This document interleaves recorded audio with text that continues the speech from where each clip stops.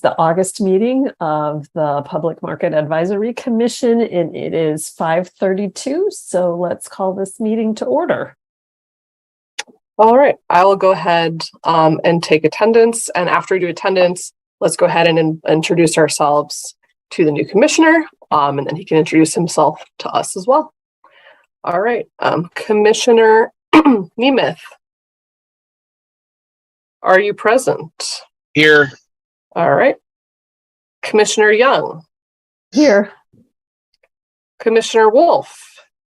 Here. And Commissioner, do you pronounce your name Farrell or Farrell? The former. Here. Okay, great. Here. Well, welcome. And so who wants to introduce themselves to Eric first? I'll go ahead. So Young. I'm currently serving as chair of the commission, and I'm also one of the consumers on the commission. And I thought we could also talk about what we do in Ann Arbor, and then maybe why we decided to join the commission. So I'm an anthropologist trained as an archaeologist, and I've always been interested in food. And I teach at U of M and started teaching classes about that included information about the local food system, and that got me motivated to think about the Ann Arbor Farmers Market. And I've also been thinking a lot about changes in the food system, including in Ann Arbor. So that's why I decided to join. I'll pass the ball to Peter. Hi there. So I'm Peter Wolf. I've been on the advisory now for a long time. Actually, I'm 6-8 years, a long time. And so I've explored through a lot. I'm also a shopper's representative. I've lived in Ann Arbor for the last 15 years. And my background, I'm actually an engineer, a systems engineer. I was a faculty at U of M. I left to start startups, things like that. But I've also been, a huge advocate of local agriculture, local food.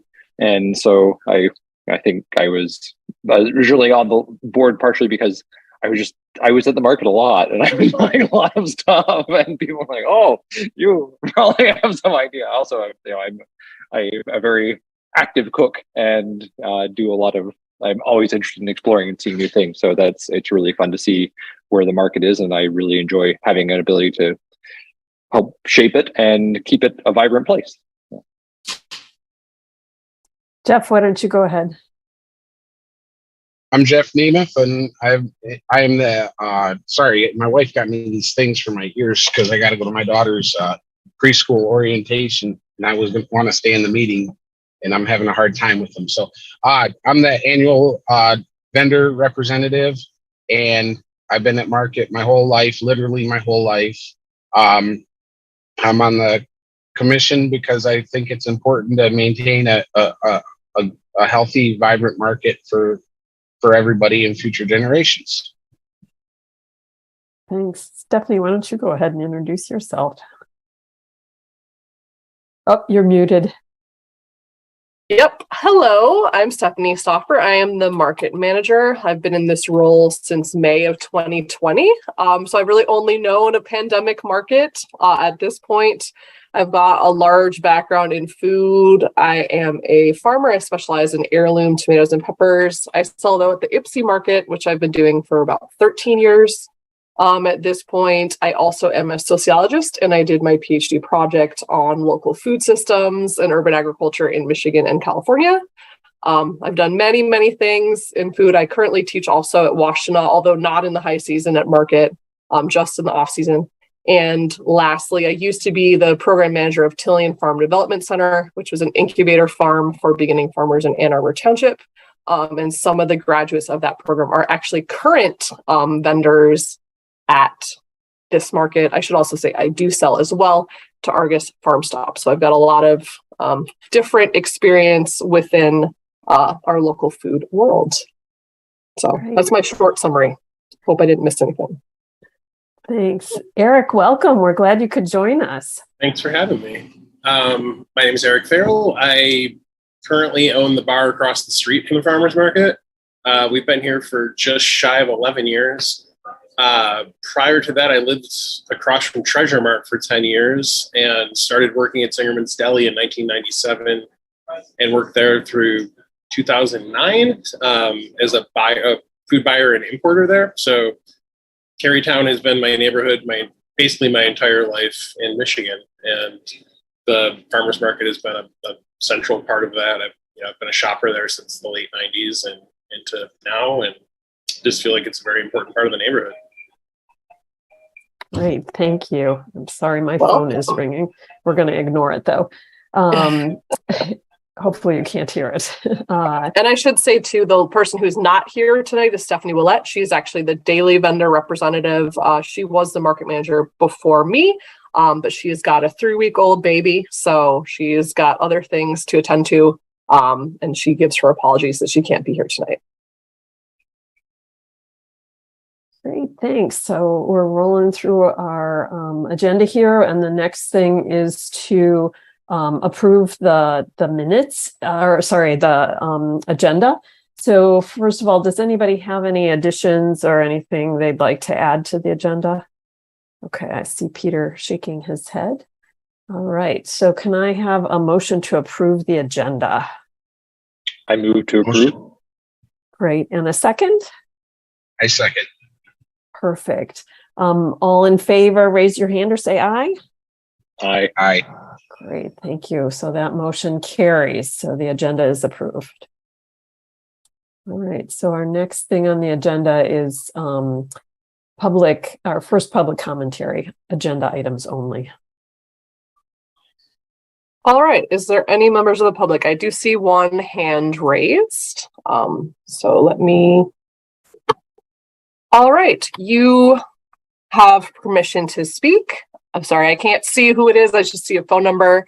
So go ahead and unmute yourself, and you can give your public comment. Yes. You can hear me? Yes. This is Ann Shepard. Welcome, Hi, Ann. Eric, and it was nice to hear everyone's bios. Okay, so I just want to say how grateful I am that so far everyone seemed really receptive to the idea of letting craft vendors who already take 2 stalls each day own our daily stalls on an annual basis. It really means a lot to us. For Eric, I don't know how familiar you are with the issue. From my perspective, it's rules that were made in the 1980s, and I feel they need to be tweaked in order to be fair and reasonable for all of us longtime vendors, as certain consequences have played out in a way that I just think needs to be fixed. I think it's clear the exceptions we made for me and a couple others in 2019 did not increase the amount of crafts at the market. It stayed the same. The market is not overrun by crafts because of it. And that is what will happen with this as well. For me, I'm already taking 2 stalls in my chosen area of the market. All this fix will do is ensure that in the future, a brand new grower who started coming perhaps 20 years after me or more will not be able to come in and effectively take away my annual spot by taking the one next to my single stall and then choosing to occupy it on market days. The reason I get to take my second stall in my chosen area right now is through luck. The vendors don't always occupy their annual stalls. They don't always come, or they might move up to a different stall. If you come to the market the day before we fix this and the day after we fix this, nothing will change. It will simply prevent future changes that are detrimental to these few of us, 3 or 4 vendors. And I just want to say again, it's the perfect opportunity to do this. We have the extra stalls available right now, and we are already doing a rule change, I think, the commission. I also wanted to mention that this issue also ties in a little bit with the other rule change for doing the move up. If we don't fix this problem, those of us who take 2 stalls who are crafts will always be on that move up list year after year, having to trust the manager to give us the spot we want. Since with this new rule change and the new process that started with the pandemic, we won't be able to pick our own spot each morning. The manager does it for us. And this new method would leave us more vulnerable if we're not able to own our annual stalls. while others will eventually get all their stalls and be able to bypass the process as the years go by. I completely trust Stephanie, and I'm super grateful that she has given me my dream spots every week. But I just worry about, as years and decades go by, possible future managers. And I just want to say thank you all so much, and I hope one way or another that it will work out. Thank you, guys. Bye. Thanks, Anne. Thank you, Anne. Oh, That's okay. Is there anyone else that would like to participate in public comment?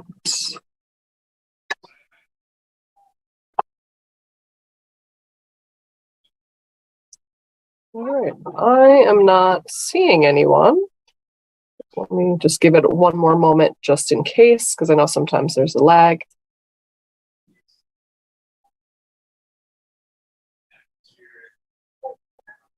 All right. So there is another hand. Go ahead. If you can go ahead and unmute yourself, you may address the commission.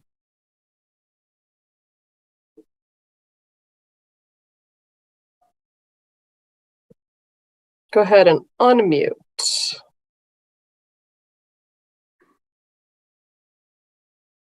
Can you? Okay. There you go. Can you hear us? Hello. This is Bruce Upton. Hi, Bruce. Annual vendor. We've been listening to the discussion about the sign-in process and going for the last several meetings, but we're not aware that it was being placed on a vote for this time to be sent to council. But it seems like there are still some problems that need to be worked out, that there are too many vendors that are not showing up after they've signed in, or after they signed up to come in. And then those stalls, it seems like it's been rather arbitrary on who gets put in there to fill them, and not in the normal manner that they should be filled. So to me, I think there's still some tweaking that needs to be done on that rule before it's sent to city council. And I guess that's about all I've got to say right now. Great. Thanks so much, Bruce. All right. And Stephanie did submit some stuff, but I'll wait till we get to that piece in the agenda to just expedite. Great. So Eric, just know that we will have time to talk about these issues as they come up on the agenda. So, all right. So our next item is the approval of the minutes from the previous meeting, which Stephanie sent out to everyone. Did anybody have any corrections or anything they saw on those minutes that they'd like to change?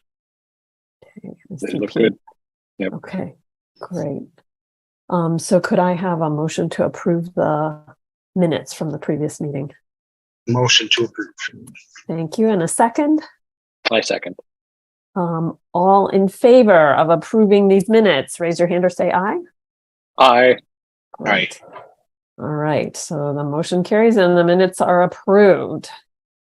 So now we move on to our regular business, the agenda items. And Stephanie, the first one is an update on the facilities. Yes. So this is my usual just update about what's going on with the facilities. Oftentimes there's questions. So right now we are waiting for the market to be power washed. There has been some staff shortages in park operations, unfortunately, so that has been pushed back and not happening as frequently as it has in years past. I spoke with one of the I think Dave, came out last Wednesday to get us on the calendar as soon as possible for the power washing, because I know this is the time of year where there's berry stains where there's corn husk pieces and just, accumulated dirt and coffee spills that happen throughout the year. And we're hoping that they will come and do that very soon. A related project, but a little bit more long-term, is the power washing of the roof. We're hoping that will happen before, it becomes too cold again in mid to late October to really have the water running and be functional at the market. So that's our big update that we have on that. I know a lot of people have been asking about it, and that's the status. And, too, just to put things into perspective as well, not only is park ops short staffed, but parks as a whole probably has about 50% of the staff that they did, say, 20 years ago, because a lot of times people say, oh, well, when so-and-so was here, this happened. And I just wanted to clarify, not only is it a pandemic, there is some short staffing issues. So they know about it. It's on their radar, and it should be happening sooner rather than later. So don't worry about that if that was something that was on your agenda. Other than that, things are doing pretty well. We have had a few mishaps, which happen every year, where people back up their trucks into the roof and or knock off water pipes. Definitely have had fixes of those recently.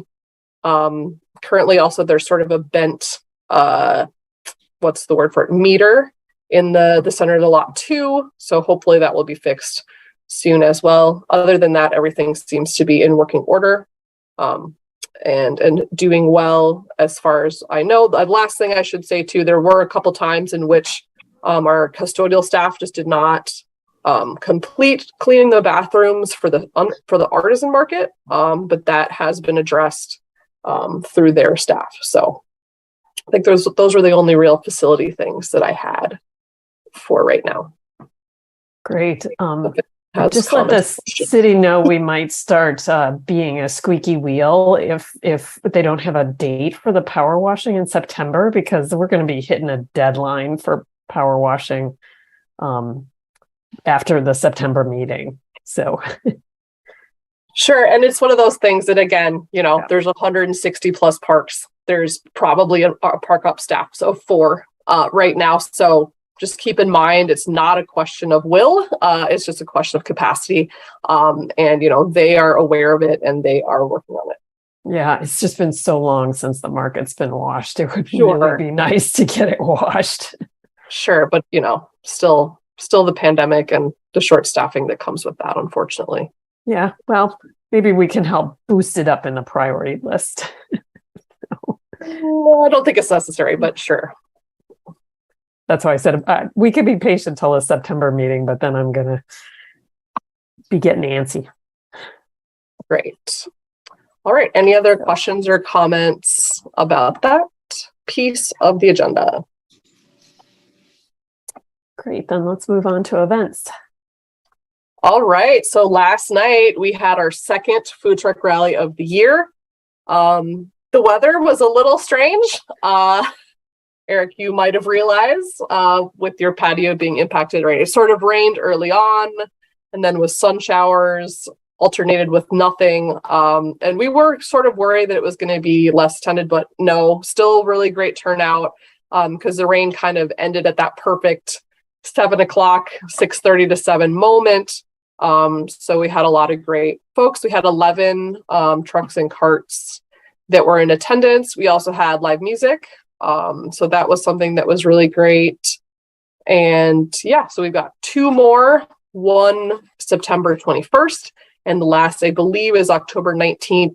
And for the last 2, we've got 14 people signed up, a very diverse roster, everything from Pakistani food to taco truck to Jamaican food to vegan options. I think we had 2 separate vegan trucks last night. And sort of everything in between.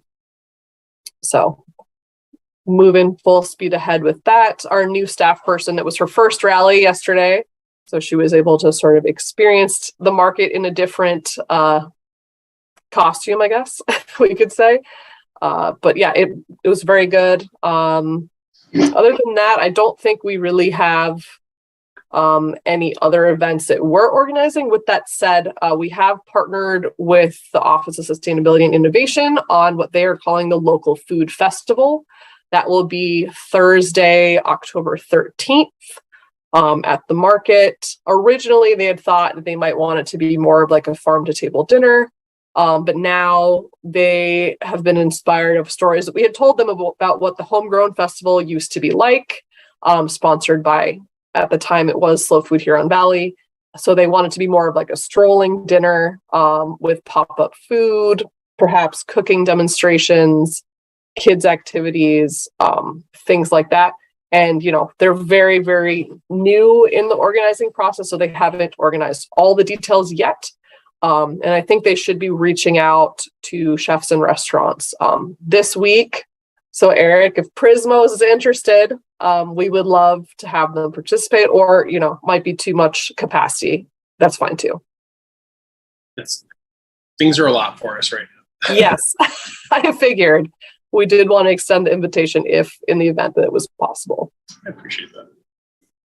I wanted to also give a shout out to the staff for doing these food truck rallies. I was talking to Alex on Wednesday, and just like hearing about the schedule that you guys have to maintain for that. It's running a full market in that day. It's hard, and then having this giant second event, it makes for an epic day. And you guys have done a really good job of trying to juggle all of that, and that's hard. So I really appreciate you guys doing that and trying to figure out a way to work that out. So it's a lot, and it's great. So I really appreciate it. Well, thanks. Yeah, and I was definitely glad to have a third person on staff now so that we can split the hours. Last year, I was having to do a 16-hour day myself to make it happen. Whereas at least, this time people were able to go home like a couple hours in between and come back, or just come in later and leave earlier. So we were able to sort it out. But thank you. I appreciate that, because yes, it is a lot of planning and administering that goes into it, both day of and in the lead up. So, and I think that is all I have in terms of events. When it gets closer to the October things, there will be some stuff going on close by to the market. But again, it's not us per se, but potential impacts. We'll talk about that at the September meeting. Great, thank you. And I'm sorry I couldn't make it last night, but it's okay. I'm on for September and October, and I'm going to tell my students to go too. So. Yeah, yes, we're hoping it's going to be the last official day of summer. So we're hoping that will be a big boost. And then the October one, it's a little later than we have done in October, but I figure, people are going to apple orchards. They'll be able to be fine outside at a food truck rally, or I'll just tell myself this and see what happens. Great. Thank you. Cool. Okay, the next thing is staff updates. All right. Yes. So our new assistant manager has joined Alex and I at the market. Her name is Macy Robinson. She was going to hope that she could have come tonight, but she had some new grad student orientation stuff that she had to attend to. She just moved here about a month ago from North Carolina to attend C's for their master's program with a focus in sustainable food systems. She went to North Carolina State and got a horticulture degree with a focus on agroecology. So we pretty much lucked into having someone as our third person at market that has a strong background in local agriculture. She's also worked on multiple farms down in North Carolina. So she's been excited to join us. And again, it's right in a good time because Alex is going on his mandated 2 months off in, I think, like less than 2 weeks. So September and October, I think he'll be back for the last Saturday of October, but for September and October, he will not be with us. So we will be back down to 2 people. Not the most ideal situation, but there are other staff in other facilities that we could reach out to, like the senior center if we needed to. And Eric, just to give some context, the city has a status of staff that is like a temporary full-time or temporary part-time, which means that they're mandated to be 10 months on, 2 months off. And unfortunately, we can't choose the dates that happens. It really just falls around dates of hire. So, it's something we're trying to work out The good news is the city administrator has been doing a great job of increasing wages to living wage for folks. But it's still been a little bit of a lag for facilities such as ours, which really needs 2 or more regular full-time people that don't have to take that 2 months off. So, we're working on it. But unfortunately, as of right now, we have to lose Alex for 2 months. And hopefully in that 2 months, he comes back and doesn't find a different job in that time frame. So we can only hope. I think before the city sort of got lucky with Becky in that, she didn't really care that she had 2 months off. It was more just of a fun job for her, not so much, income that was necessary for her household. So, it's been a learning curve, but the good news is Macy is here to step in. But September, October will be a little tight, probably with staffing. Because again, we're still very much in the high season. Market really doesn't start slowing down until really December on Saturdays and November on Wednesdays. So that is my staffing update. Great, thank you. The next thing on the list is the 30 Detroit Street development update. Yes. So according to the last meeting, and Eric, I don't know if you've been aware of the development going in right across the street from us, going to be displacing Teriyaki Time. Anyway, so we've been having a lot of meetings, both with us, with the city, with Detroit Street Filling Station, with all like the direct abutting neighbors about the project, trying to minimize the impact on the community, on the market, on surrounding businesses. And we were able to get them to guarantee that there will not be any construction on Saturdays during the market. Wednesdays is a little bit more touch and go. I mean, the upside is Wednesday market is more seasonal. It's only May through December. So I don't know. We'll see how that goes. But they said that they're shooting for October 1st for a start date for construction. We're not sure if that's actually going to happen because it's contingent upon, of course, all their final permitting and things like that coming through the city. But as of right now, that's what they told us in the last meeting a couple weeks ago was October 1st. So we'll see. We'll see how it goes. But, the upside is if it's a large portion of it can be done before May, and they're telling us the Saturday is not going to be disrupting, it might look good for us. Obviously, it's not going to look so good for Detroit Street and others that do have, lunch and dinner seating times, potentially right in the middle of construction. But again, I think it's sort of an unprecedented relationship that we have right now in terms of we're having monthly meetings between the city, the developer, and the stakeholders. And how we got to that situation is we had Lisa, we had other members of this commission, we speak strongly to say, hey, we need to make sure this does not negatively impact the community and the businesses. So that's sort of how we got to this place, and that we did get some major concessions, which were specifically staging on Fifth Ave instead of on Detroit Street. And then this idea of, making sure they will not be operating any of the machinery during Saturday market hours. So that's all I had for that. So we'll see. I saw that they were marketing the units in the Observer recently too. Oh, really? So, yeah. Well, it's definitely going forward. With that said, it's a different development, but the one going on, going to be right next to you, Eric, at the 4th Ave and Catherine lot. I know that I believe September 1st, they're doing a community gathering and information sharing that's going to be at the market, and then they're going to go walk over to the parking lot. I just found that out this week, a couple days ago from the KDA. So that might be interesting for stakeholders or commission members to go to it to learn both about the history of the neighborhood as well as what are some next steps that we can be expecting for that space. Because again, as we all know, there's not enough parking in the area. There's especially not enough parking during market days. And that would put a further squeeze on us and the abutting businesses like Arbor Court and others. So it's going to be sort of a double whammy of construction, but with that one, not sure when it's happening. It would have been great if they would have been at the same time, but completely different developers, completely different projects. And that one is going to have a focus of affordable housing. So we're told, more favorable than the luxury lofts, in my view, going in across from the market. But again, my personal opinion does not reflect City of Ann Arbor's opinions. Caveat. Because again, I'm here as the representative of the market. So Stephanie, if you get information on that meeting, would you mind emailing it to us? Sure. Yeah. I mean, I think it was just some one-line email that said September 1st meeting. I don't even know who's convening the meeting, but I can send that along to you. Yeah, if you see anything, that would be great. Yes.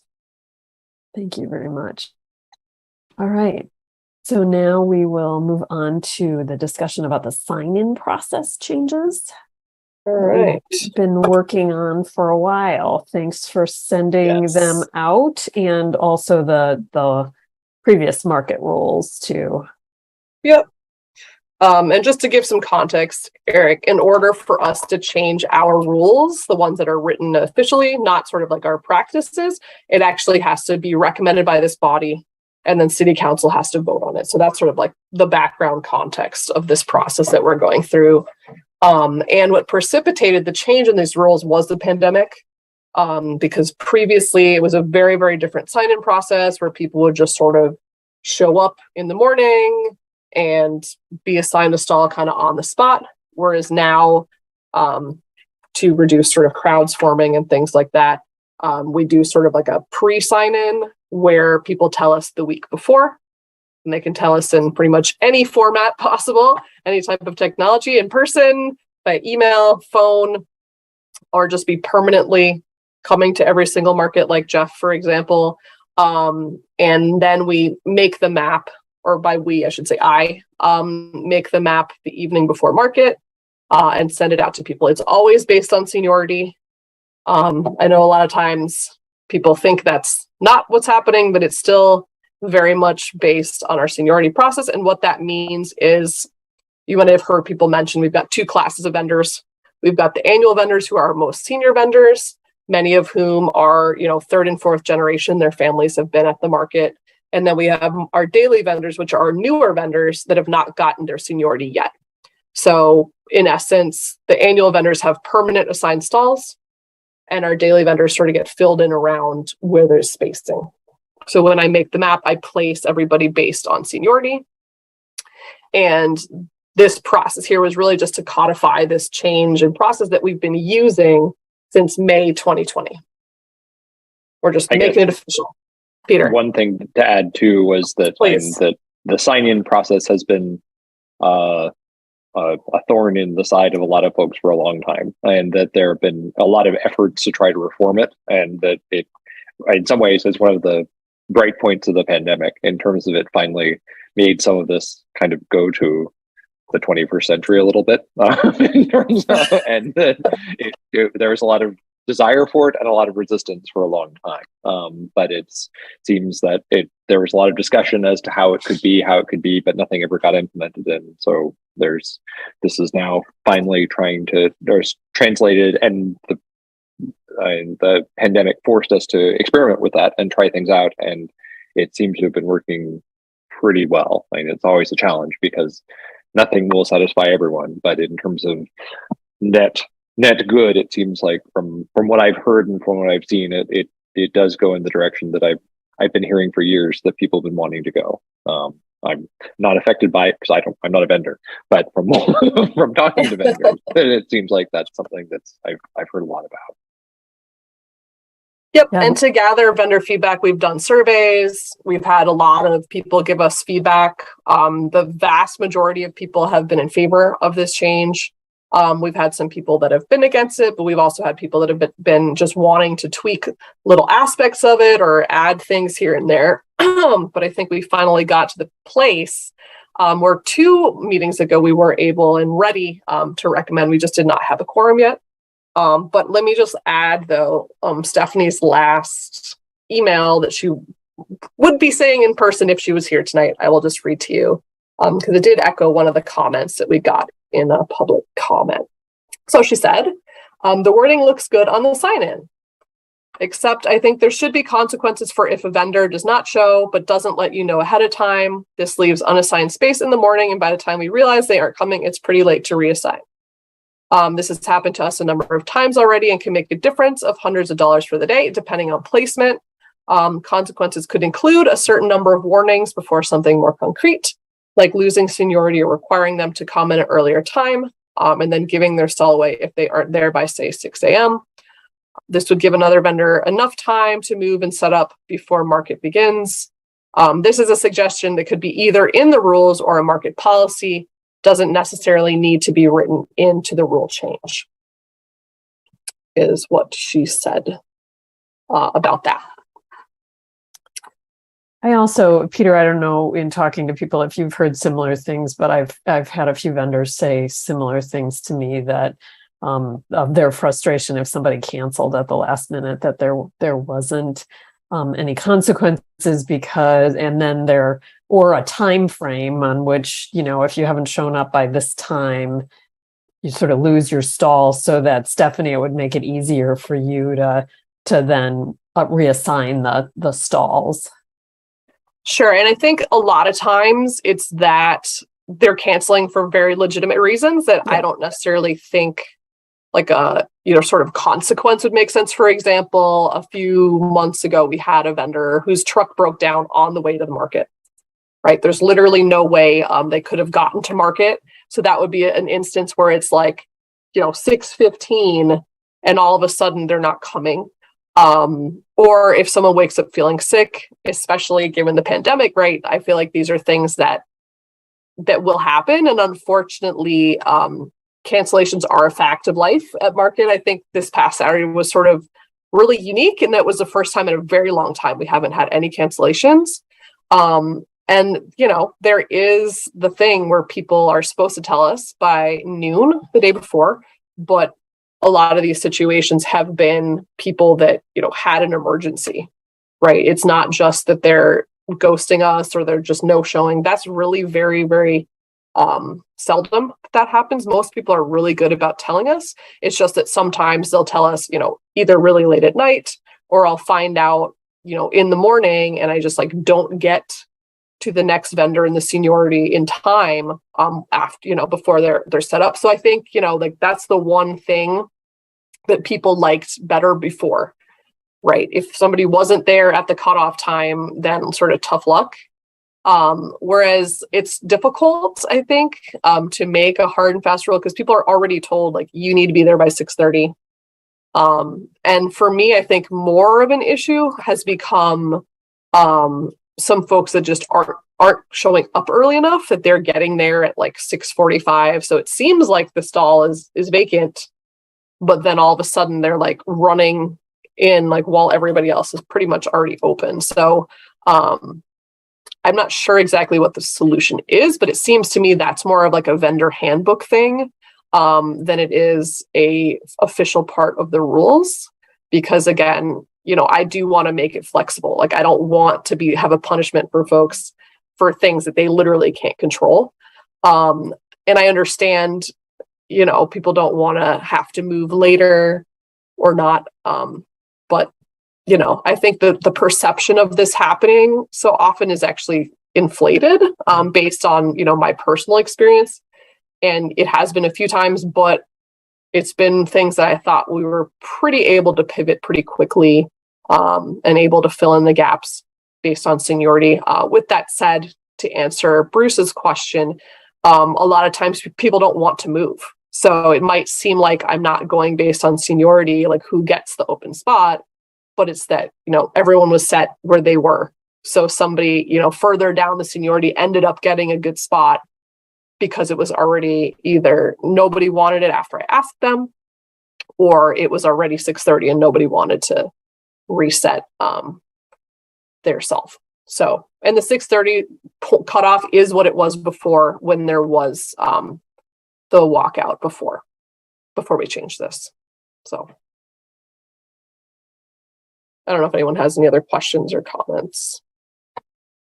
I'm curious, you mentioned about the handbook in terms of the vendor handbook. Does it actually have anything for any discussion about late arrival or things like that? Or is it just try not to be late?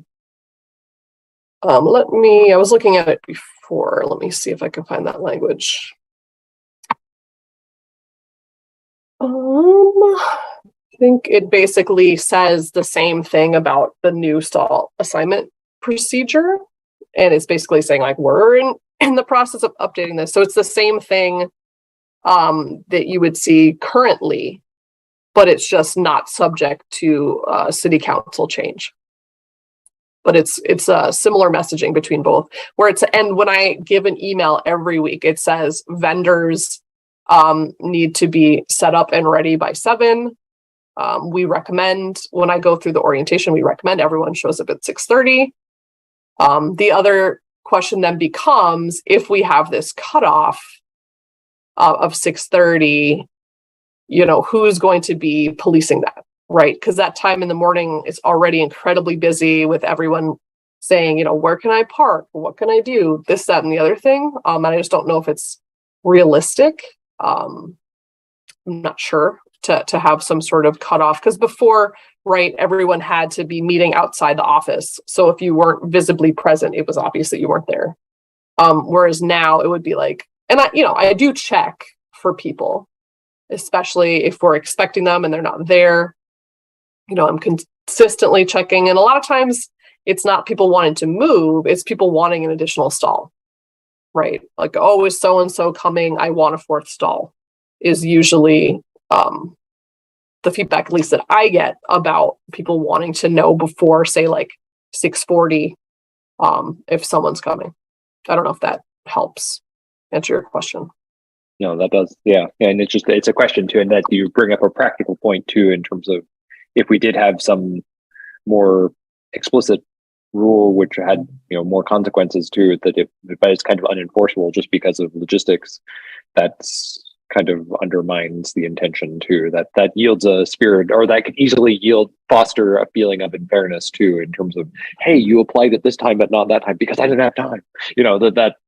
That yields bad blood too. So I don't think that's a problem. Yeah. Yeah, and then on top of it as well, like a lot of people that might think, oh, well, I saw an open space, or I could have moved, like they're not even in the position of seniority to be that person to move up next. Chances are it didn't even impact them. Or it's people that, again, have permanent assigned stalls that wouldn't have moved even if they had been asked to. So it's a tough one. And I think, like that's the one drawback of this sort of pre-assigned thing, versus, I feel like, again, I wasn't there before, but seems to me that there was way more than one drawback of the previous system. And if this is, what we have to work with, I think, we've gone through all the channels of feedback. We've gone through so many different drafts. And I think, I would love for us to just finish this tonight so that we can move on to other things like the producer rules, like the seniority process, or transfer seniority rather, like the artisan question, and just sort of acknowledge that, look, we've been using this process for over 2 years. Of course, it's not perfect. No process is perfect. We've been working out the kinks. I think it's definitely gotten a lot better. And sometimes too, there are people that might forget to sign in and they're like, oh my gosh, I'm so sorry. Or they'll call me at 4 p.m. or something like that. And, that's fine. It's easy to accommodate. But then again, people don't see those things happening. They just come in at 6 a.m. and they say, oh, things are all different. And even if I had enough notice to tell somebody, it's always going to seem as if they were like a no-show or something like that. So, so that's the other part that's a little bit hard. And where do you draw the line between, what's a legitimate excuse and what is not? And again, how are we going to police that? How are we going to force somebody to have a doctor's note? I don't I don't think we really should go down that road. Personally, I think it makes it less welcoming. And, that's the one thing we've been working so hard is to make the market more inclusive, make the market more welcoming. And I don't want to go in a more draconian way when we've done such a great job sort of dismantling those structures that I view as toxic. So that's what I would say. Lisa, did you have some feedback? Yeah, so I just thanks for all this discussion. It seems like there's two issues that have come up, and I don't know if they need to be in the rules, maybe the book, but the operating manual for the vendors is that 7 o'clock cutoff, and no, we don't want you guys waiting that, but I'm wondering if the book can say you should be there by 6:30. If you don't arrive on time, you could lose your priority for your stall assignment or something like that. So it wouldn't be, like this is a huge slap on the wrist. That it would just it would be a little bit more potential of consequences. And then the second issue is this issue of if people don't show when they said they're going to be there, and that has come up from a couple of people. And I was wondering if, again, maybe in the operating manual for the market, this goes in as you get, 1 or 2 free passes, really encourage people to call in if they're having truck problems or they get sick and things like that, just so you all will know if they're not coming. And then if they are no-shows multiple times, then that's where there get to be some consequences for that. And it sounds like that's not a very common pattern. But again, having that in the operating manual, just so that it's clear for the farmers market manual, just so it's there is a process in place for those things. Sure. And just to clarify, there is something in even the new rules that basically says, like, if you show up without signing in, you're going to get the last possible, just like whatever's available. So that part's already in there. Yeah. So this would be the reverse, that people have said they're coming. Well, sure. But I'm not. Yeah. I just wanted to clarify, though, like the amount of no-shows, it's maybe like 1%. It's most likely it's things that it seems like someone's a no-show, but it is just they told us really late at night, or we didn't get the message, or they told us at like 6:30 when we were out in the market placing people, so we might have missed it and not been able to get that person to have their stall filled or something like that. But no, I can't even think of one time it really was a no-show, but I can think of a lot of times where it was just late cancellation. So again, I don't know if it really makes sense to put this whole thing in there when it's, where it's like addressing a problem that doesn't exist, or it's just a perceived problem that's actually not what's happening. So I don't know what the answer is, but there is that thing saying that, like we can, give people assignments as necessary, as needed, and how that all goes through. Jeff, did you have something to say? Yeah, I just wanted to clarify something. I was just reading over the email, and I wanted to verify. So, like, I'm signed in, I'm there every week. It's not a personal issue. That's something that affects me. But my question is, so what happens? Let's say somebody who doesn't come every week shows up and they didn't sign in, or they overlooked it, or something like that. In the rules, it looks like it said that they go it goes by seniority and they're placed in a available spot. What does that mean? Does that mean they can bump out a daily vendor who's already got a spot assigned? Nope. It means that they just get what's available, what's currently open at that point. They don't get to take someone's spot. No.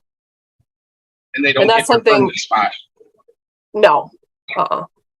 And this was something that had come about in the beginning where people were worried that that situation would happen, where someone would get to like bump out someone. And I know before we had sort of ironed this out, that did happen a couple of times, specifically with Prohaska. They had a vocal staff person.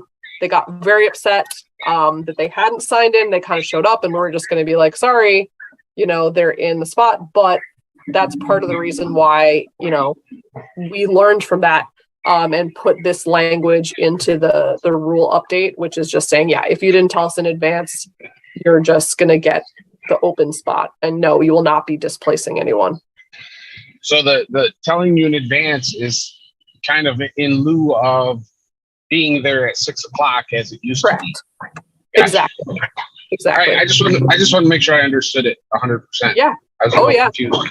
Yeah, Right, I'll just read you the language. It says specifically, if a vendor arrives without signing in advance, they will be assigned an available spot based on seniority. So you're right. Maybe we should put in just an extra line that says, you know, they will not be displacing anyone.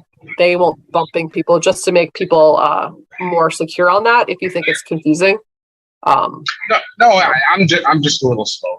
I got it. No, I understand. no, I understand it now. You're good. So You're good. all Okay. right. Thank you. Stephanie, I think if you Yes. do think that just putting in that extra sentence about, you know, if you don't show up, there's the seniority statement, but then, you know, you will be given a spot that's not having consequences for other people, other vendors. That I think that's something fairly easy that can be added. Otherwise, I feel like available spot does say that. Okay. But you know, because if it was someone who had already signed in that we know they were coming, that would not be an available spot, right? So I think it's good. Like available unoccupied spot or something like that. Is that what you mean? Well, sure, but I mean, isn't that kind of? It's I kind of know it's redundant. semantics, but isn't that kind of what It is. available Well, already is saying? Yeah, that's the thing. Does it hurt to be redundant in that case? I don't know. I don't. Yeah, exactly. I'm not sure.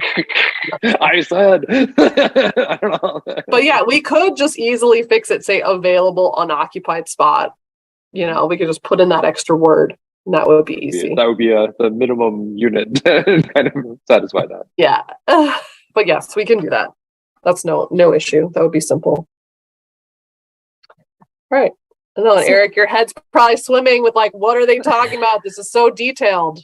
But feel free to chime in if you have any feedback. Just listening right now for sure, and definitely want to ask after about getting some of these resources so I can look them over for sure. Yes, for sure. Yep. Great. All righty. So I guess the question is, are we ready to vote on these? To have Stephanie send them then to City Council for their perusal over them. So do I have a motion? I motion to accept these rules as they're written, or with the modification of unoccupied. Yes. Jeff, can you second? Second. Great. All right. So I think, Peter, you're going to have to check me on my procedures here. No, now we have to call for a vote. Okay.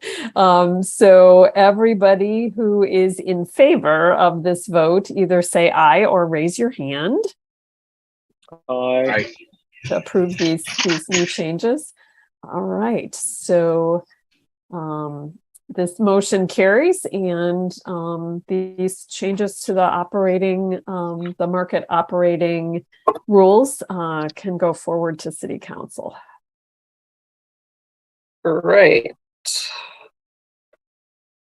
And thanks everyone for being so engaged in this process. I know it's been a very long process, but we made it to the end. And thanks again also to all the vendors that have given us feedback in all directions. It's definitely been very helpful to get the details ironed out And also too, I think it's been helpful as well that this is kind of a living sign-in process, right? Like we've kind of adapted to it given the conditions that we have. And with that has come tweaks here and there.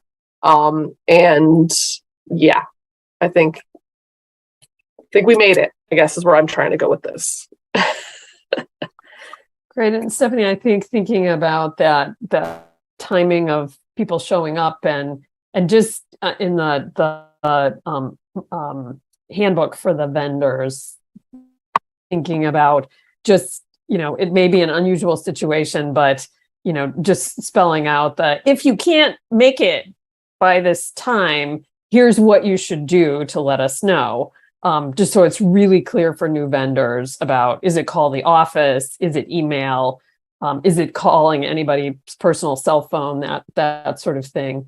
Is it calling another vendor and letting them, tell you? And then also thinking about the potential of if people are no-shows multiple times, creating some sort of penalty. Because even though you're not having it, at least if it's in the handbook for the vendors, then it's clear for everybody. Yep. And just to clarify, the weekly emails I send every week has sort of like this thing saying all vendors must be set up and ready by 7 a.m. Please let us know as soon as possible if your plans change. I mean, that's messaging they're getting 3 times a week via email. So again, some people might not be checking that.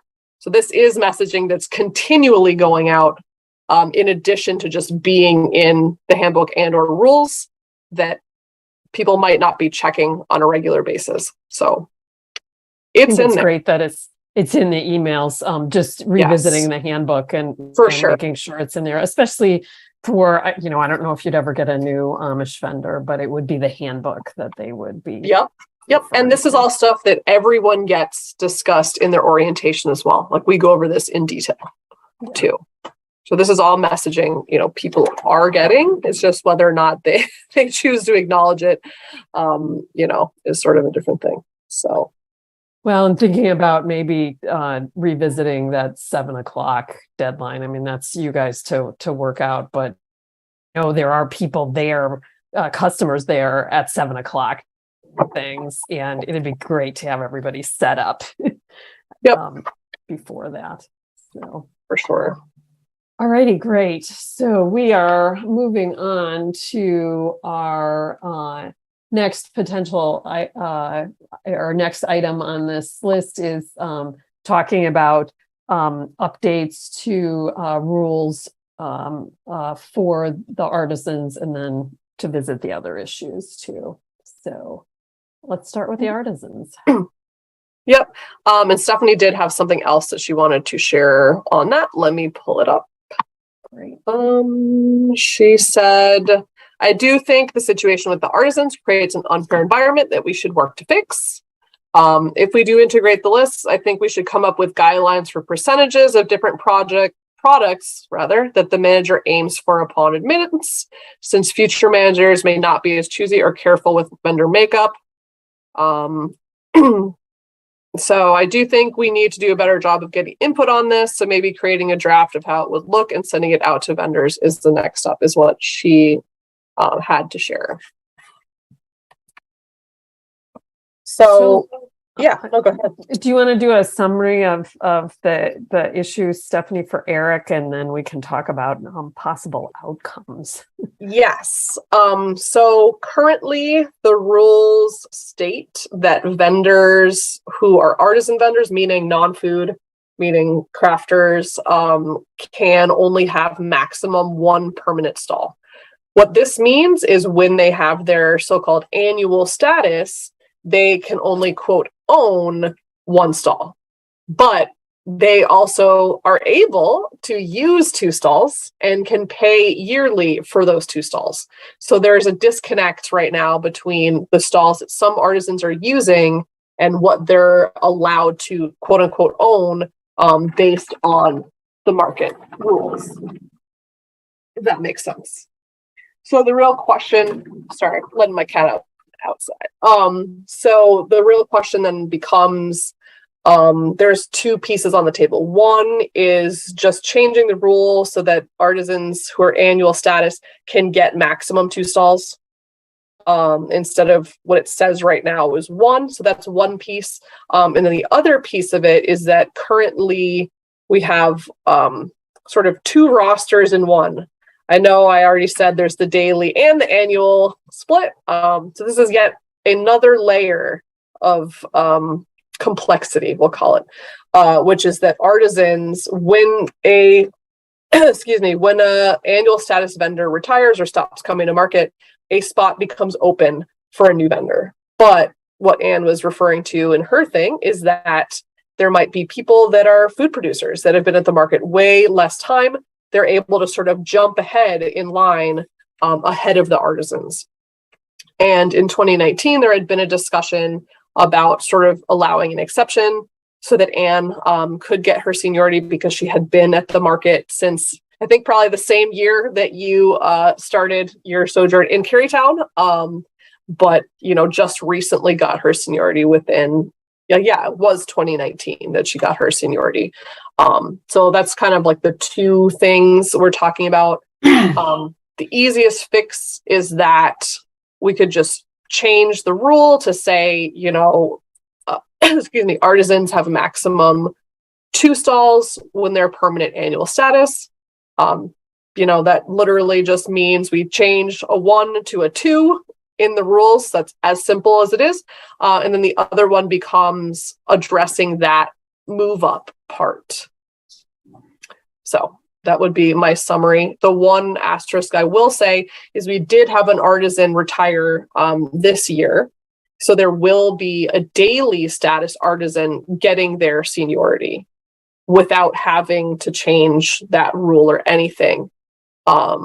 So I don't know if we necessarily have to address that part at the same time, or if we just want to go ahead, fix the 2 stall piece, and then get more feedback from vendors on the other part of it. But that's up to you all in terms of which direction that we could go. But we certainly do have the stalls right now in September when we do our move up to fix the situation, to get all artisans that want their second stall to have it. And also still have the first artisan on the list and the first producer on the daily list to move up and gain their annual status. So, is there a formula of food vendors to artisans that's like desired within the market?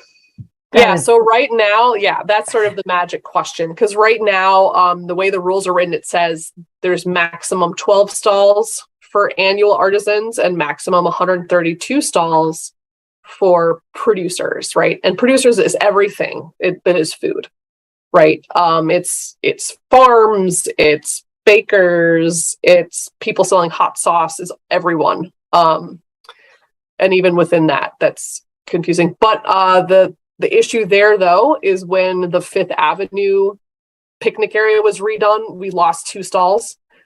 So currently the number in the rules is actually not correct, because there is only 142 total stalls, not the 144 that's written. So we're going to have to update that anyway. It's just a question of, do we think this is purview of the rules, or do we think this is something that future market managers get sort of a guidelines listing saying, this is the correct product mix that we like? Or if it needs to be this really kind of overly specific thing about, this many stalls is only allowed for this percentage of people. Because right now, there are, I think the current number is 16 total artisan vendors of a whole, I think 110 is like the current roster with sort of the new retirements and stuff. So in other words, less than 15% of the market vendors are currently artisans. I have only brought on 1 since I've been in this role. I think Stephanie admitted 2, but the vast majority of them have been at the market more than 25 years. Yet there's still some strange fear that some people have that the market's going to somehow become overrun with non-food vendors. Although, the volume of artisans we have is very minimal. And a lot of that has to do with there is the Sunday artisan market already. So 9 times out of 10, if I have somebody inquiring who's an artisan, I tell them, I'm sorry, we don't have space. Go straight to the Sunday artisan market. They can help you out. And I know they've been expanding exponentially because I've been doing this.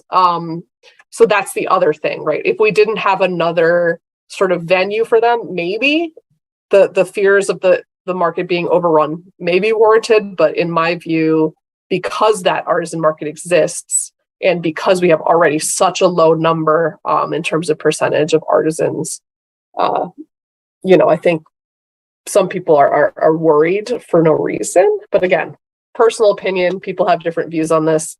And the overall context too, lastly, I'll say, is that there's a lot of vendors that think the market should only be produce, right? They don't even think it should be value added. They don't even think it should be meat vendors. They don't even think it should be half of the local food products that we have. And again, everyone's entitled to their opinion. But again, from my perspective, a lot of these like small bakers or small pickle producer, right? This is a huge, huge opportunity for them because it's such a barrier of entry, as to get products into a store. Whereas, being a cottage food baker, having your hot sauce outlet, that can really sort of make or break folks starting their businesses. And not only that, it greatly supports our local food economy. It greatly supports our local businesses by allowing this to happen. So I don't know. I personally would be more concerned about, the market becoming all baked goods, because other than artisans, like that's the most volume of inquiries we get by far, right? It's like, I am an artisan or I am a cottage food baker. I would love if we had more farms apply. That would be great, but they're just not there. So I think that's another thing too, which is a larger part of this, is kind of coming to terms with like the changing demographics of the vendors, the changing demographics of the customers, the fact that there are so many other places to get local produce now that just didn't exist 10 years ago, that didn't exist 5 years ago. And I think that's sort of a hard thing, especially for folks like who have been at the market forever and whose families have been there for a real long time. So I don't know. I think that's a little more philosophical than we probably need to get at this moment. But I think that's sort of like the broader implication of this conversation about, what should the product mix be at the market.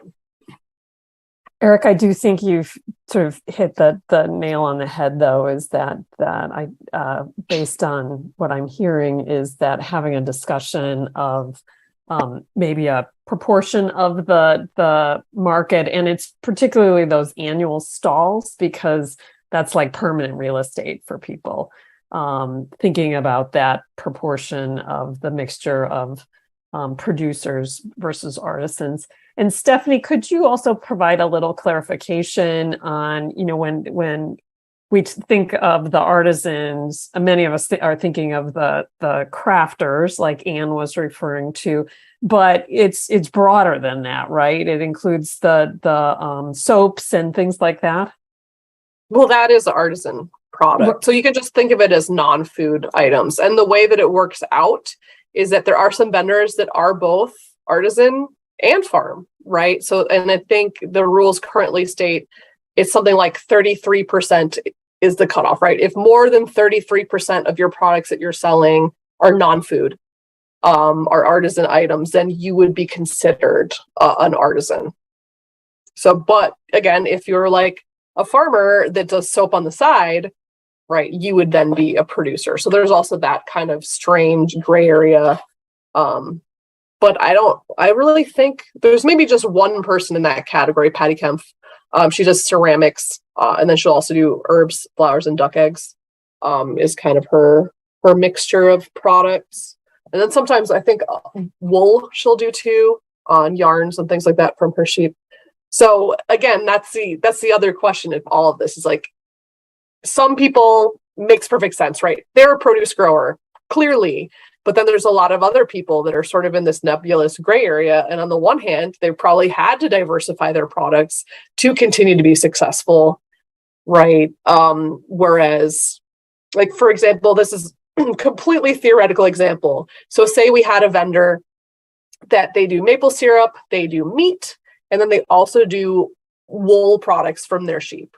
If one year, they had a really bad harvest of syrup, I don't know, an animal ate all their meat and all they had to sell was their wool products, would we force that vendor to then become artisan status because that particular year their products are more than 33%? Or if it's because that wool and stuff is produced by them, are they still a producer? So I feel like there's a lot of these questions too that are kind of unanswered in terms of, where does being a producer and artisan end and begin?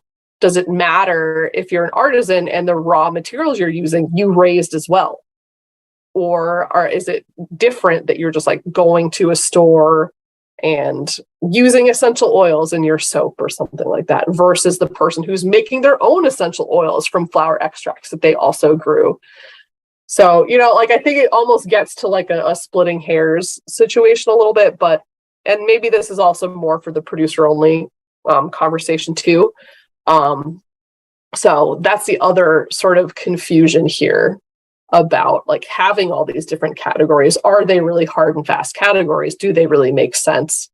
But again, that's more of a long-term conversation of, whether or not we really should have this cap on how many artisans can get annual status at one time, or not. Because right now, the first 4 daily vendors are all artisans.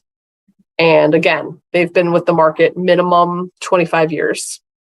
And there's producers that have been at the market less than 5 years that last year was able to move ahead of them and take those annual stalls, including people that are food vendors that are prepared food that don't make, they do make their products, but they don't grow any of their products.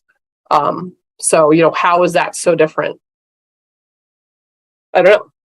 Some people think it's incredibly different. I also had an artisan tell me last week that she thought that they were closer to a farm and they thought it was the producers like the bakers that should be the separate category, which, they've got a point there. But again, that's not how the rules are written currently. And these are all the broad questions to be answered. So Peter and Jeff, I'd like your input in because it seems like one of the real critical things. Mm-hmm. I think you froze, Lisa. Sorry, can you guys hear me? Yep. Now we can. Yeah.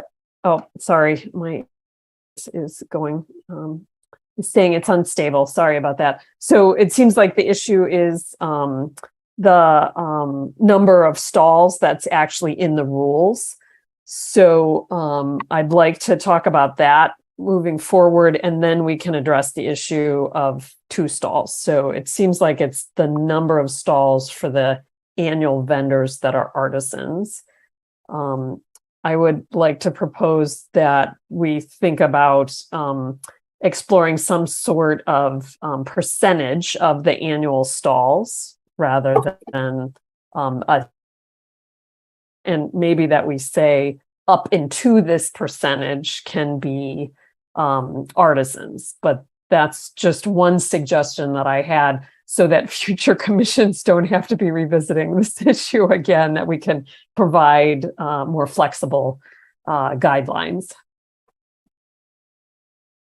I guess I might, so I hear as 2 separate questions too. One of them is for the artisans as currently done to shift that number of annual stalls they can have from 1 to 2. I think that seems totally reasonable. And that seems like a short-term fix that would address that issue. Doesn't deal with the long-term balancing or the mix. And I think there have been a lot of other issues through previous years too about this with other vendor categories that appeared of CBD products or whatever, things that we didn't think about that will then come into the mix and could the exact same dialogue happen. So that I think that's a broader, more complicated discussion to have. And so I might propose to punt a little bit on that one because I think we should, I think will take more thought. That seems like a separate complicated one. And thus far, I think historically that part has gone somewhat by the role of market manager as curator, and that's kind of I see the mix, I see kind of where the demand is, and I kind of see where we're going, and I'm going to choose that in, and that puts a lot of trust in the market manager. In the last 100 years, our market manager hasn't led us astray, so that's good. I hope in the next 100 years they don't have to keep good market managers. I don't know, but figuring out how to circumscribe that a little bit more, that's a challenging problem. But I think keeping these as two distinct issues. One is, I think, a short term. I think there's something we can do about that quickly. The second one, I think, is part of a qualitative discussion that's going to be, I don't know, it'll be a question to figure out how to codify, or if to codify. So those are my 2 cents.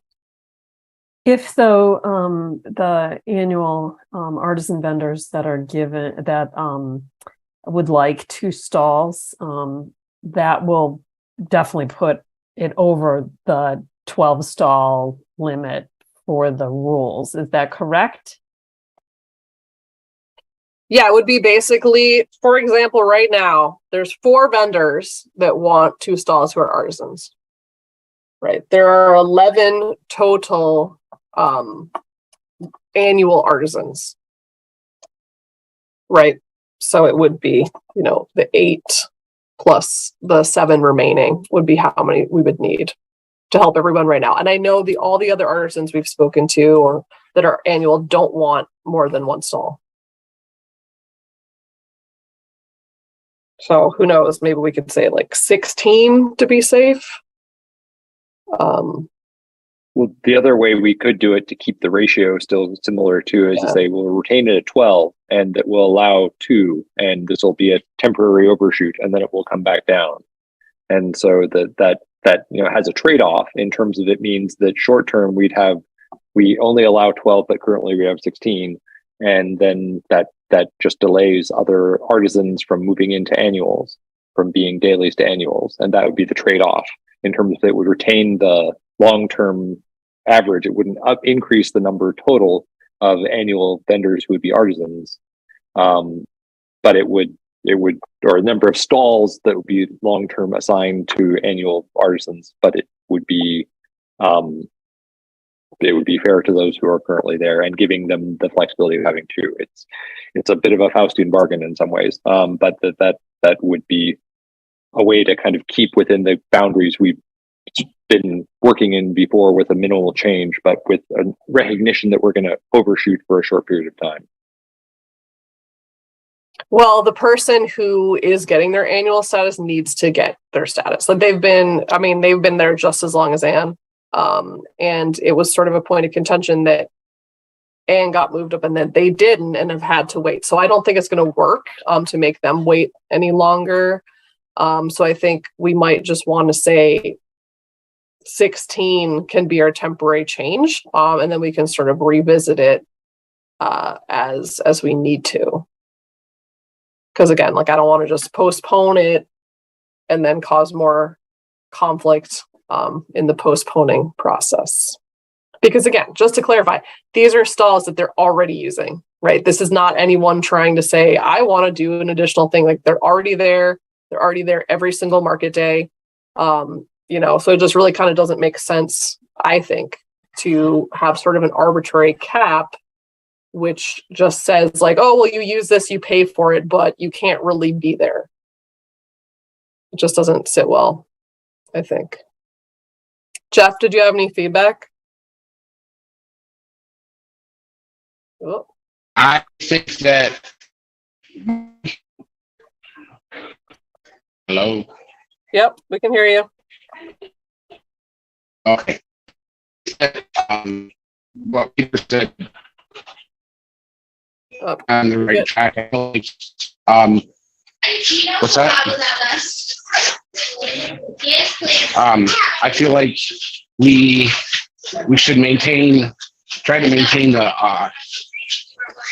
the rules as they are, but at the same time, I see what everyone's saying about they've been there and they're using them, and if it's not going to do any harm in letting them have their spot. But I do think it's important to have a number of different, a certain number, have a cap on it, the way that it is. I think we need to come up with either we change the number in the rules or like Peter said, we just allow it this one time. That's kind of how I feel about it. Great. Thanks, Jeff. So I guess I have go ahead, one Peter. more question too. With if you're saying that there's another vendor who's been for a long time, who's slated to become an annual too, and that I get that, and that kind of is it's emblematic of the issue the bigger issue we're trying to deal with, and and if then we expand to include that person, then what about the person behind them? Is there another person who's been here still 18 years, another person who's been 12 years, who will make that same argument as things go forward? And it just, that's I think where the concerns that some people have for the slippery slope kind of that is do we just kind of, it's because of this asymmetry that's been this separate system that's been going on, that it could potentially just exacerbate that. And so it maybe the bigger solution is to really figure out how to fuse these things and make that into a big one. The easy one is just to do a little more temporary little tweaks with kind of not actually addressing the problem. And they kind of solve it for the people who are there now, but push the problem later on for other people. Well, just to clarify, the person who's going to move up is free and clear because they're someone that retired. So this is not someone we're just saying like move them into there, right? They already earned it. I think they would be number 12 or maybe even number 11. I was kind of looking at the thing and I was like, wait, maybe we're actually already one off when I was looking at it earlier. But no, they're completely free and clear. This would not be just making an exception for them. This would be like they actually gain their seniority based on the current rules. So I think that's good to know because move up's happening next month, right? Yes. Yeah. So maybe that could be addressed then with the timing issue then, in terms of if this rule, let's say we did to shift it to a 2 stall, the 1 to 2 maximum for the annual vendor, but we didn't implement that until 2 months from now, until move up's already happened. Then that would be, again, it increases the overshoot. But or if there is that, or we max just then say rise the whole limit up there. I'm not sure, and that seemed problematic too, because we're already over promising stalls for more stalls than we actually have, and that would then potentially over promise even more stalls. But we're not over promising stalls because, for example, if we're talking about Carol Scott or W. Marks, their second stall that they're using, no one owns. They're currently unassigned. So we actually have enough open stalls currently to fix this problem, is sort of what I'm saying. And we also have enough to let the next producer up and the next annual or artisan who has free and clear qualified based on our current rules. So to me, I think what makes the most sense is give everyone their second stall that they've already paid for, that they're already using, and then update the amount of stalls to reflect that. And then I think then go back and talk to vendors about, what should the rule really look like? Should it be something like 20% of vendors should be artisans? And we get out of this whole nitty gritty detail of like, this is the exact number of stalls completely. And we just say 20% artisans. And then we don't have a separate category because, as I said, the top 4 people are artisans. All of them have been at the market minimum 25 years.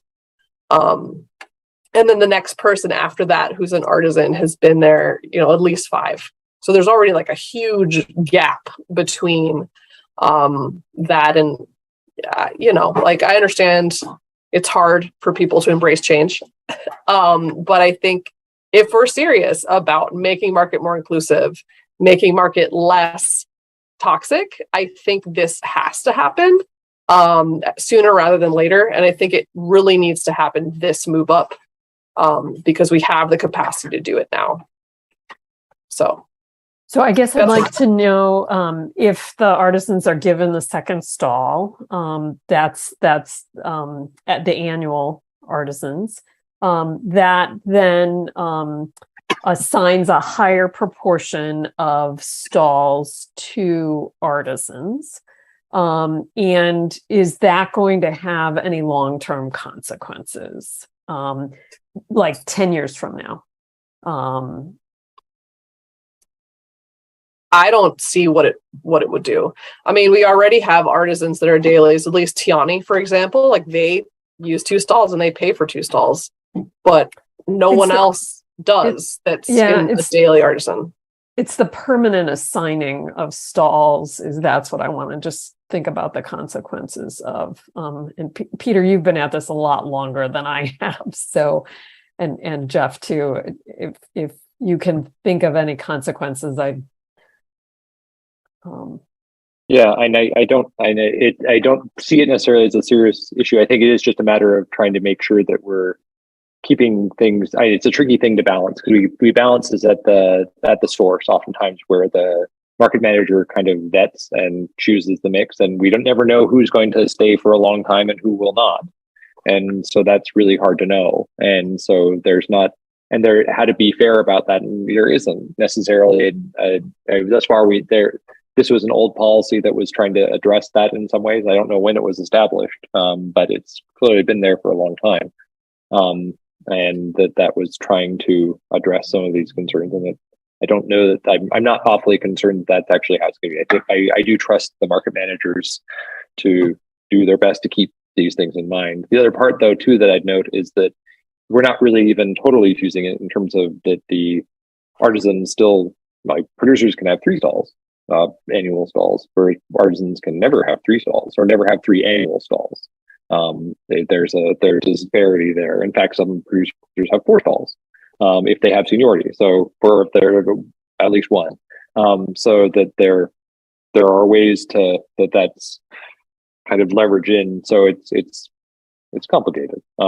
But I'm not concerned that this is going to yield some catastrophic failure of the market. I think that's okay. So I wasn't worried about that. Okay, so I hear 2 issues, and these are going to have to be in the rules again. So the 2 issues that I hear, and please chime in, is 1, changing that statement of how many stalls are assigned to annual artisans. And then the second one is whether annual artisans can be assigned 2 stalls instead of just the limit of 1. I think the second piece has already been decided as far as I'm concerned. Everyone seems to be in favor of it, and we need to figure that out very soon so that we can do that for the move up. The second piece, one solution is just completely deleting that line out of the rules. I know that's sort of like the shocking solution, but that's one. Also, it could be we change it to 16, but it could be we just take that out and then we change something where we give to the market manager and say, the mix of the market needs to be no more than 20% annual artisans, or something like that, and then just address it in a way that's not in the rules, because that's the other thing, is that every time we make an exception in the rules, we then have to change it again later. So I feel like the easiest part here would be to just green light the 2 stall cap and 2 stall maximum for annual artisans, and then sort of ignore that other piece until we can get some more feedback.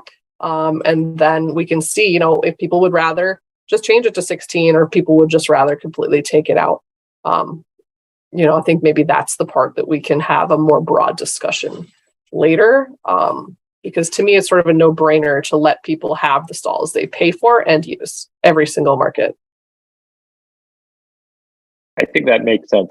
I'd be concerned with just deleting the second part in terms of that would then, long term, that could end up having more weird unintended consequences. But I hear what you're saying about how to make sure that balance. Again, I rely on the curation of the market manager to help make that process go. But at the same time, too, trying to make, I think even the 16 is tricky too, because it's a problem if we have how many annual vendors, if not all of them want 2 stalls. Well, some of them want 1, some want 2. If we allow them all to have two, then but we say they're only 16, but then suddenly someone decides, well, I can have two, so I'm going to take an extra one. It's by my right, but we don't have any allocated. Then we create another conflict, and that's just, we're setting ourselves up for future conflicts in that way. So I don't know exactly unless it was the total number of annual artisan vendors, not the total number of annual artisan annual stalls. That would be a more discrete number that would be manageable, because we get these weird conflicts if you do it on a stall basis versus on a vendor basis. So I want to be mindful of time. So Stephanie, it sounds like you have the first daily vendor who's an artisan able to move up, and then to an annual vendor. And then it sounds like we're in agreement that the current annual vendors who would like two stalls, we're granting an exception to the rules this time, and that we will revisit that in the rules when we have a little more time. Is that what I'm hearing? Yeah, I'm okay with that. Okay. So I also heard us talking a lot about the proportion of annual vendors being artisans and producers. So Stephanie, if you could put together after the move up some figures for us. And I think it would also be helpful for our future discussions if we also have a breakdown of for thinking about this producer only, the different types of vendors at the market. So it's not only producers and artisans, but also producer category, how many fall into meat and produce. And Stephanie Willett used to give us those breakdowns just so we could think about that in terms of our capacity of advising the distribution of people at the market. So it seems like it would make sense to do that after move up. Alrighty, so we will. Okay, good. So then we're going to table the other issues, which are the producer only rules and the transfer of seniority. So let's move on to any new business that we have. All right, so second public comment. All right, I see a hand raised. Go ahead and unmute yourself, Anne. Okay, sorry, this is Ann Shepard again. I kind of raised it during the discussion because I think it will be 17 stalls because Dana was specifically included in the 3 people in the 2019 deal. Dana's been coming for 28 years. The only reason she's not ahead of several of us is because a very old market manager kind of did a gotcha and led her to believe that she had her 15 times in and then said, oops, you only have 14, and she lost her seniority. But she's been coming her 15 times for over 28 years. And she's already been told she's getting the stall. So thank you so much for continuing to give her annual stall that she's finally going to earn, because she definitely deserves it. And I also want to say, it wasn't really mentioned too much, but Stephanie Willett's letter mentioned that really the only time we can control the quantity of crafts at the market is at acceptance, because we're already allowed to have that many stalls on a daily basis. And that's not only the only fair way to do it, it's literally the only way to do it. And, it's just not cool to use that something that doesn't exist in physical reality as an excuse to treat longtime vendors who follow all the same responsibilities, duty, and payment as everybody else to deny us the same rights. And thank you so much, you guys. I'm so excited. I think you're giving us our stalls, and that's amazing. Thank you. I'll never forget it. Okay. Have a great week, everybody. Thank you. Bye. Thanks, Anne. Thanks, Anne. Anyone else that is interested in participating in public comment? All right, I think that is it for public commentary this time around.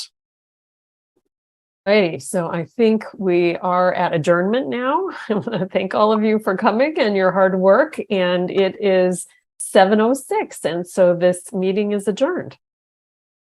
Great. All Thank right. you all. Thanks, Eric. Feel Nice free to to meet you, Eric.